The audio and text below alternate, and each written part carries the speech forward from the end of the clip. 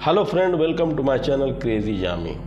दोस्तों, जब अधिकांश देसी रजवाड़े और नवाब अंग्रेज़ों की शरण पाकर खुश थे और अय्यासी की ज़िंदगी गुजार रहे थे, यहाँ तक कि मराठे और निज़ाम भी अंग्रेज़ों के साथ हाथ मिला चुके थे, उस वक्त दक्षिण भारत में एक ऐसा शासक पैदा होता है जो अंग्रेज़ों को नाखून तले चने चबाने पर मजबूर कर देता है। बात 1799 की है, जब फोर्थ एंग्लो मैसूर युद्ध के दौरान ब्रिटिश फौज श्रीरंगपटना किले को चारों तरफ से घेर लेती है, लेकिन किले में दाखिल होने में कामयाब नहीं हो पाती है। ऐसे में इसका सबसे विश्वसनीय मंत्री मीर सादिक धोखा करता है और किले की कमज़ोर दीवार से ब्रिटिश फौज को अंदर आने में मदद करता है। जी हाँ दोस्तों, मैं मैसूर के रूलर सुल्तान फतेह अली साहब टीपू की बात कर रहा हूँ, जिन्हें दुनिया टीपू सुल्तान या टाइगर ऑफ मैसूर के नाम से जानती है। जब अंग्रेज़ दीवार तोड़कर किले में दाखिल होते हैं, उस वक्त टीपू सुल्तान के फ्रांसीसी सैन्य सलाहकार उसे आगाह करते हैं कि वो खुफिया रास्ते से फरार हो जाएं और आगे की जंग दूसरे किले से लड़ें। लेकिन मैसूर के शेर टीपू सुल्तान को ये कबूल नहीं था। उस वक्त उनका जवाब था, better to live one day as a tiger than 1000 year as a sheep, यानी शेर की एक दिन की ज़िंदगी गीदड़ की 100 साल ज़िंदगी से बेहतर है। टीपू सुल्तान अंग्रेज़ों से लड़ते हुए वीर गति प्राप्त करते हैं और उनकी लाश हवाली डैडी गेटवे के पास मिलती है। अंग्रेज़ों के साम्राज्य विस्तार में टीपू सुल्तान कितनी बड़ी रुकावट थे, आप इसका अंदाज़ा इस बात से लगा सकते हैं कि ब्रिटिश गवर्नर जनरल हैरियस जब टीपू सुल्तान की लाश देखता है तो खुशी से बोल उठता है, नाउ इंडिया इज़ आवर्स, अब हिंदुस्तान हमारा है। इसके भी प्रमाण मिलते हैं कि his death was celebrated as a holiday in Britain. Veer Tipu Sultan को इंडियन सब कॉन्टिनेंट में एक बहादुर जंगजू बादशाह के तौर पर याद किया जाता है। अपने मुल्क की आज़ादी के सुरक्षा के लिए उसने न सिर्फ कई लड़ाइयाँ लड़ी, बल्कि लड़ते हुए शहीद भी हुए। अफसोस के ब्रिटिश ईस्ट इंडिया कंपनी से रक्षा में वो नाकाम रहे। उनकी मौत के बाद हिंदुस्तान में कोई बड़ी ताकत बाकी नहीं रही जो अंग्रेज़ों को चैलेंज कर सकती थी। हालांकि टीपू सुल्तान अपनी टेरिटरी की रक्षा करते शहीद हुए, लेकिन उन्हें भारत का पहला स्वतंत्रता सेनानी के तौर पर याद किया जाता है। अलग अलग हिस्टोरियन के टीपू सुल्तान को लेकर विभिन्न मत हैं, लेकिन तमाम कंट्रोवर्सीज पर फेमस हिस्टोरियन इरफान हबीब ये कहकर विराम लगा देते हैं कि उस वक्त नेशनलिज्म या सेकुलरिज्म का कोई कंसेप्ट नहीं था। If Indian want to celebrate the anti colonial struggle then they must celebrate Tipu Sultan. मतलब, अगर हिंदुस्तानी एंटी कॉलोनियल स्ट्रगल या उपनिवेशवाद विरोधी संघर्ष का जश्न मनाना चाहते हैं तो वो ज़रूर टीपू सुल्तान का जश्न मना सकते हैं। हालांकि टीपू सुल्तान को पहले स्वतंत्रता सेनानी मानने वालों के भी अपने तर्क हैं। लेकिन दोस्तों, इस वीडियो में हम टीपू की पॉलिटिकल या रिलीजियस कंट्रोवर्सी से अलग उसके वार रॉकेट के बारे में बात करेंगे। आज रॉकेट साइंस इस कदर डेवलप कर चुका है कि हालिया इसराइल फिलिस्तीन युद्ध में सिर्फ 20 मिनट में हमास इसराइल पर 5000 रॉकेटों से हमला कर पूरी दुनिया को अचंभित कर देता है। लेकिन इस खबर से इतर क्या आप जानते हैं कि वार पर्पस के लिए रॉकेटों का सबसे प्राचीन प्रयोग के तार कहाँ से जुड़े हैं?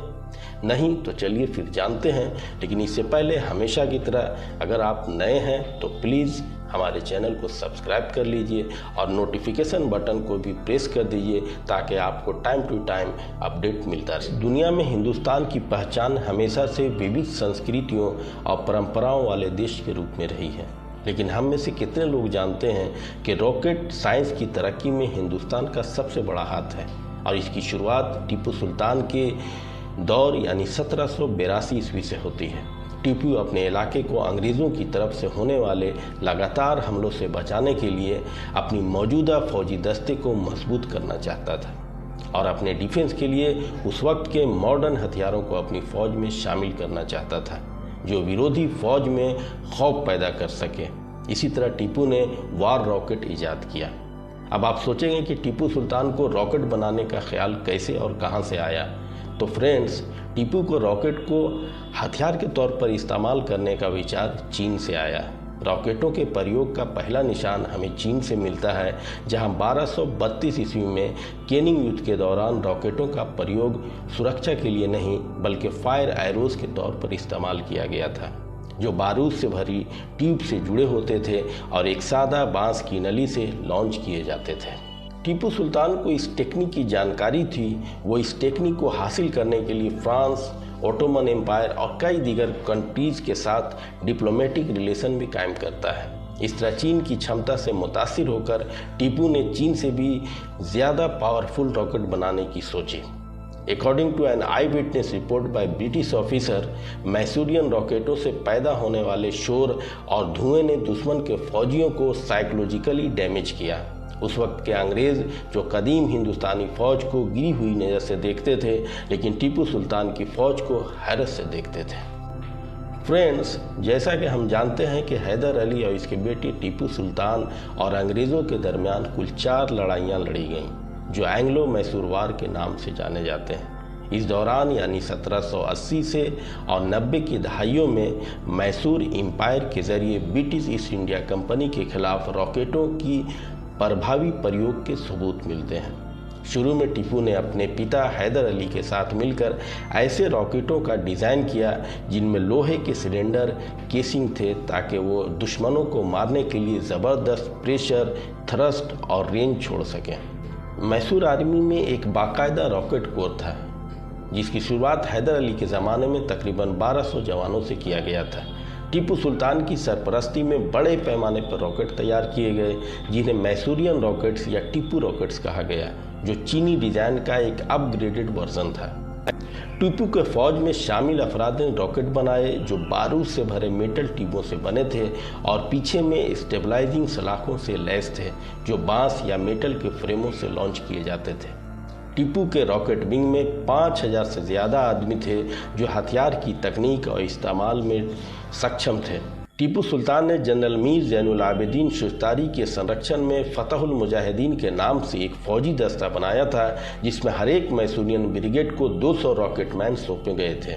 इसके अलावा पहियों वाले रॉकेट लॉन्चर भी जंग में इस्तेमाल के प्रमाण मिलते हैं, जो तकरीबन एक साथ 5 से 10 रॉकेट लॉन्च करने की सलाहियत रखते थे।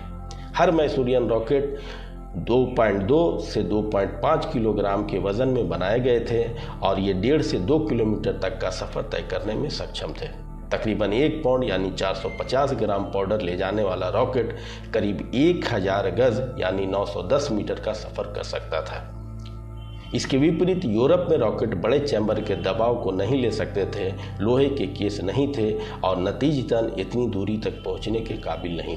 टीपू ने बंगलौर के सिटी मार्केट और थरमंडल पेट में जुमा मस्जिद के करीब पूरी सड़क को रॉकेट प्रोजेक्ट के मरकज़ बनाया था, जहां उसने एक रिसर्च सेंटर भी कायम की थी। टीपू सुल्तान के मैसूरियन रॉकेट का आविष्कार एक ढाल था जिसने मैसूर की हिफाजत की। मैसूरियन रॉकेटों के एक्सपेरिमेंट ने आखिरकार रॉयल वॉलविच आर्सेनल को मैसूरियन टेक्नोलॉजी की बुनियाद पर 1801 में military rocket research and development programme शुरू करने पर मजबूर किया। मैसूर से रॉकेट के कई केसेज इकट्ठे किए गए और एनालिसिस के लिए ब्रिटेन भेजे गए। ठोस ईंधन वाले रॉकेटों का उनका पहला डिमॉन्स्ट्रेशन 1805 में हुआ और इसके बाद 1807 में कमांडेंट ऑफ ऑर्डिनेंस के बेटे विलियम कनग्रेव के ज़रिए रॉकेट सिस्टम की शुरुआत हुई। इसलिए ब्रिटेन के पहले रॉकेट का नाम कंग्रेव रॉकेट रखा गया। कंग्रेव रॉकेट को अंग्रेज़ों ने नेपोलियन के जंगों और 1812 के जंग के दौरान सिस्टमाइज तरीके से इस्तेमाल किया।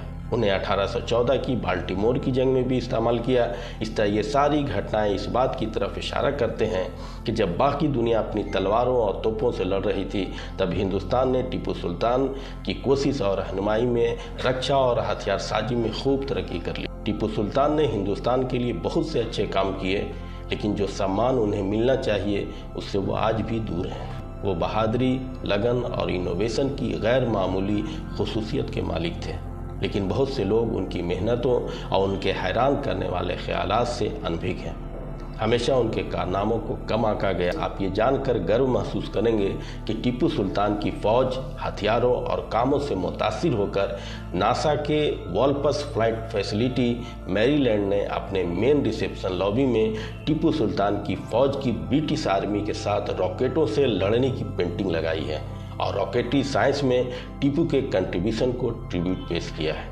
Hope you like my video. Please like, share and subscribe and keep watching Crazy Jami.